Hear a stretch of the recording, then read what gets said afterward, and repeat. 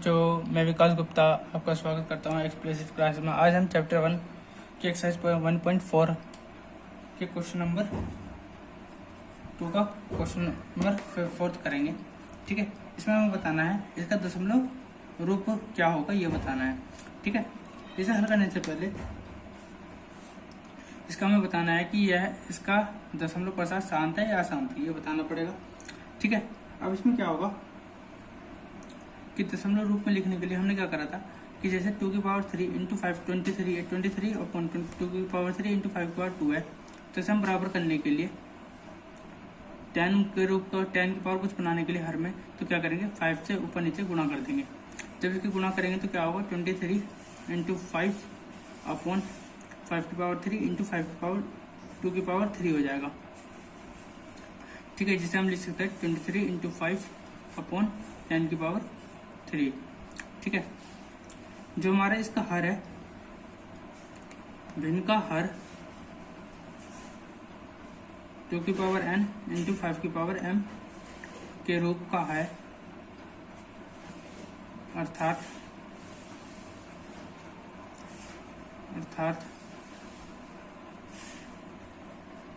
23 upon 2 की power 3 into 5 की power 2 का दशमलव प्रसार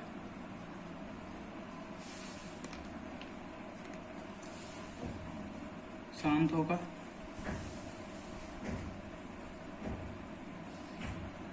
ठीक है, आगे सोल्व कर लेंगे। क्या हो जाएगा इसका कि 5 या 15 5 10 और 11 अपॉन 10 की पावर 3 मतलब 1000 हो जाएगा। ठीक है, इसे डिवाइड करेंगे तो क्या होगा 0.115 इसका दशमलव रूप होगा। ठीक है, आपको डिवाइड करना तो आता होगा कैसे करते हैं, 1000 से जब मल्टीप्लाई करेंगे तो क्या करेंगे पॉइंट लगा के 0 कर लेंगे, 1000 एकम 1000 हो जाएगा अपॉन 150 बचा, दशमलव से 0 आ जाएगा, 5 से 1 से 1000। ठीक है, और 500 बचेंगे, पॉइंट से 0 लग जाएगा और 5000 हो जाएगा। इसका आंसर क्या होगा 0.115। ठीक है, आइए इसका अगला क्वेश्चन करते हैं। अगला क्वेश्चन क्या कहता है कि अगला क्वेश्चन कहता है कि 6/15 का दशमलव रूप क्या होगा। तो जब इसका गुणनखंड करेंगे, अभाज्य गुणनखंड, तो क्या होगा 2 इंटू 3 अपॉन 5 इंटू 3 हो जाएगा। 3 से 3 कैंसिल, क्या बचेगा हमारे पास 2/5 बचेगा। ठीक है, भिन्न के हर का अभाज्य गुणनखंड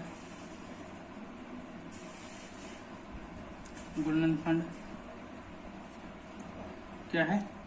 इसे अभाज्य गुणनखंड क्या करने के लिए क्या करेंगे 2 से ऊपर नीचे गुणा कर देंगे, तो क्या हो जाएगा हमारा 2 गुणा 2 अपॉन में 2 की पावर n m1 और 5 की पावर 1, जो क्या होगा अभाज्य गुणनखंड 2 की पावर n और इंटू 5 की पावर m के रूप का है अर्थात 6/15 का दशमलव प्रसार शांत होगा। इसे दशमलव रूप लिखने के लिए 2 दूनी 4 हो जाएगा अपॉन 2 पंजे 10 हो जाएगा, 10 की पावर 1। जब इसे डिवाइड करेंगे 4/10 से तो क्या होगा 0.4 हो जाएगा। इसका दशमलव रूप क्या हो जाएगा हमारा 0.4 हो जाएगा। ठीक है, आइए इसका अगला क्वेश्चन करते हैं। अगला क्वेश्चन क्या कहता है 35/50 दे रखा है, तो हमें बताना है कि दशमलव रूप क्या होगा। ठीक है, इसके अभाज्य गुणनखंड करेंगे तो क्या हो जाएगा 35 का अभाज्य गुणनखंड क्या होगा 5 × 35 और 50 का होगा 2 दूनी। ठीक है, इसका हो जाएगा 2 गुणा 5 गुणा 5 हो जाएगा। ठीक है, 5 से 5 कैंसिल हो जाएगा, क्या बचेगा हमारे पास 7/2 गुणा 5। तो लिखेंगे भिन्न के हर का अभाज्य गुणनखंड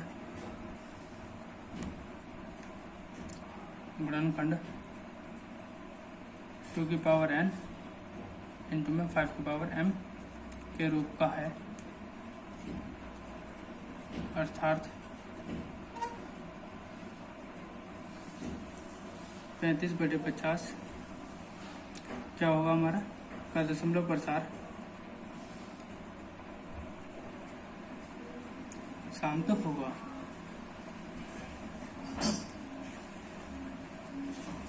इसे मल्टीप्लाई कर लेंगे, क्या हो जाएगा 7/5 हो जाएगा, जिसका दशमलव प्रसार क्या होगा 0.7। ये इसका आंसर होगा। आइए इसका अगला क्वेश्चन करते हैं। क्वेश्चन नंबर थर्ड क्या कहता है कि कुछ वास्तविक संख्याओं के दशमलव प्रसार नीचे दिए गए हैं, ठीक है। प्रत्येक स्थिति के लिए निर्धारित कीजिए कि यह संख्या परिमेय संख्या है या नहीं है, ठीक है। कुछ हमें दशमलव रूप दिए गए हैं तो हमें बताना है कि परिमेय संख्या है या नहीं है, ठीक है। यदि यह परिमेय संख्या है और P अपन क्यों के रूप का है तो क्यों के अभाज्य गुणनखंड के बारे में आप क्या कह सकते हैं ये बताना है, ठीक है। इससे पहले मैंने बताया था कि वह नंबर जिसका एंड होता है जैसे दशमलव के बाद भी या वैसे भी एंड हो जाता है तो हमारा क्या होता है शांत आवर्ती का होता है, ठीक है।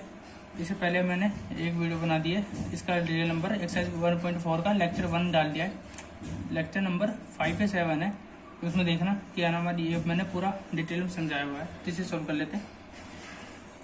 क्या होगा तो 43.123456789 जब पॉइंट हटाएंगे तो क्या हो जाएगा 1 0 0, जितने पॉइंट के बाद जितने नंबर है उतने जीरो लग जाएंगे। जैसे 9 है तो 9 जीरो लग गए, 3 3 4 3 9, ठीक है।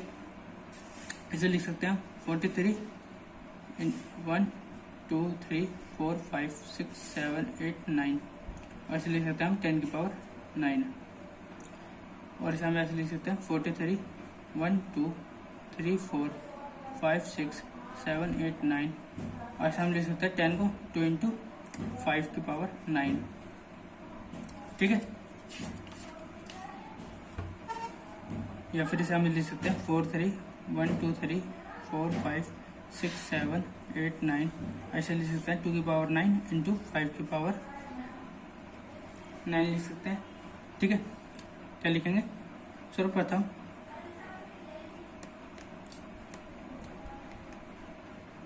दशमलव संख्या था हमारा संख्या को P अपॉन Q के रूप में लिख लिया, रूप में परिवर्तित करने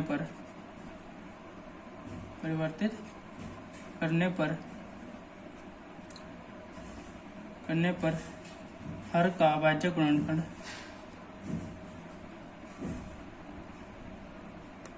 मतलब क्यों का अभाज्य गुणनखंड 2 की पावर n इंटू 5 की पावर m के रूप का है,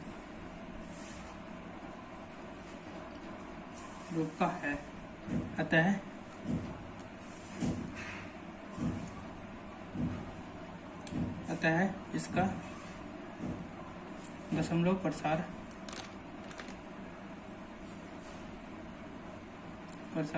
शांत होगा।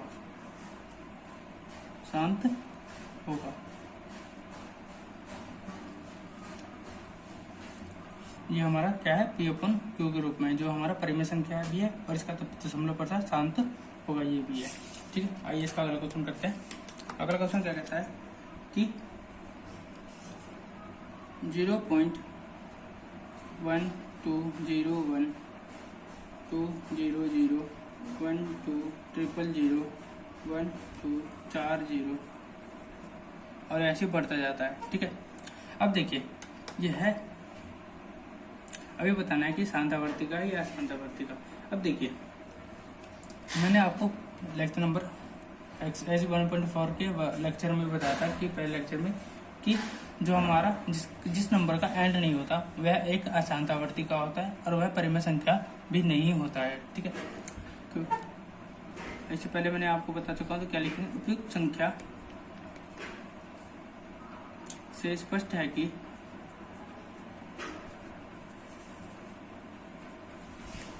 यह एक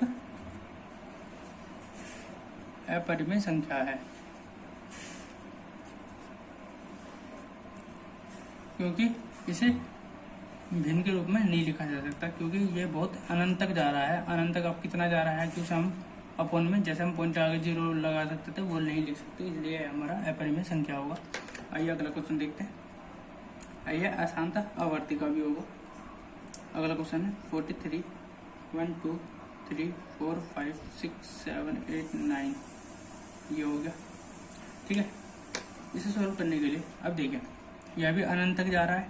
ठीक है, पर हमारा इसमें क्या है कि कुछ नंबर है 1 2 3 4 5 6 7 8 9 जिसकी बार बार क्या हो रही है, मतलब बार बार रिपीट हो रहा है। ठीक है, तो इसे हम लिख सकते हैं क्या, और मैंने बताया था कि जो इस तरह के नंबर होते हैं जिसकी बार बार रिपीटिंग होती है वह हमारा क्या होता है, उसका आसान आवर्तिकता होता है, पर वह एक परिमेय संख्या होती है। ये हमने पहले तो लिखेंगे उपयुक्त संख्या से स्पष्ट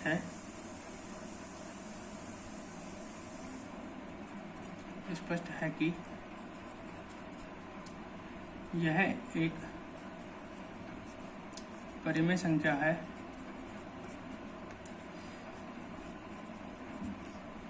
जिसका दशमलव प्रसार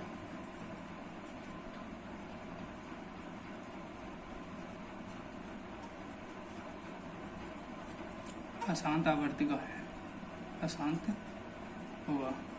ठीक है, इसे P अपन Q के रूप में कैसे लिखते हैं ये आपने 9th क्लास में पढ़ चुके होंगे। ठीक है ना, वहाँ से आप आज फिर सर्च करिए, नहीं होगा तो मैं इसे कल बताऊंगा अगले एक्सरसाइज अगले चैप्टर के साथ।